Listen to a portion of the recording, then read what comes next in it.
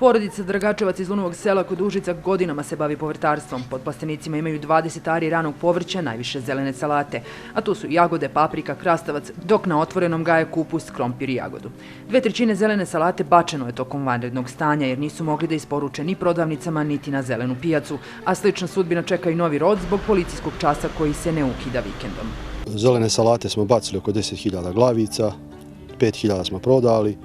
Tu je ovaj plastenik što je stigao, isto ga čeka sudbina bacanja, pošto je od petka blokada do ponedeljka, ovi vreli dani i ona će da sazri i da satrune.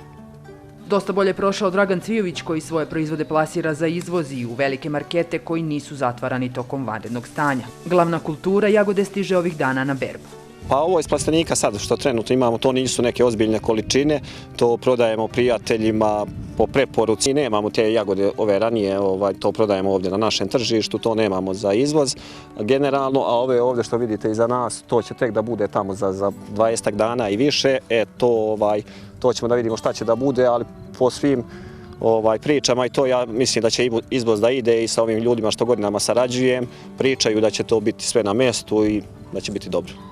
Za one poljoprivrednike koji su pretrpeli štetu u prethodnom periodu, ublažavanje mera i ponovno otvaranje zelene pijace u Užicu daje nadu da bar u narednom periodu neće biti tolike štete na novim kulturama. Tu smo najviše plasirali robe, 90%. Ali mislim da je to sve kasno, da mi završavamo sada ovaj turnus proizvodnje, ide druga kultura, tako da što je bačeno, bačeno je.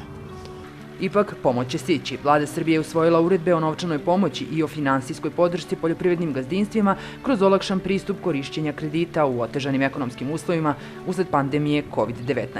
Preko Uprave za agrarna plaćanja poljoprivrednicima je na raspolaganju 2,6 milijardi dinara, a konkretno za povrtare opredeljeno je 25 dinara po kvadratnom metru upisane površine pod gajanjem povrća u zaštićenom prostoru, a najviše do 90.000 dinara.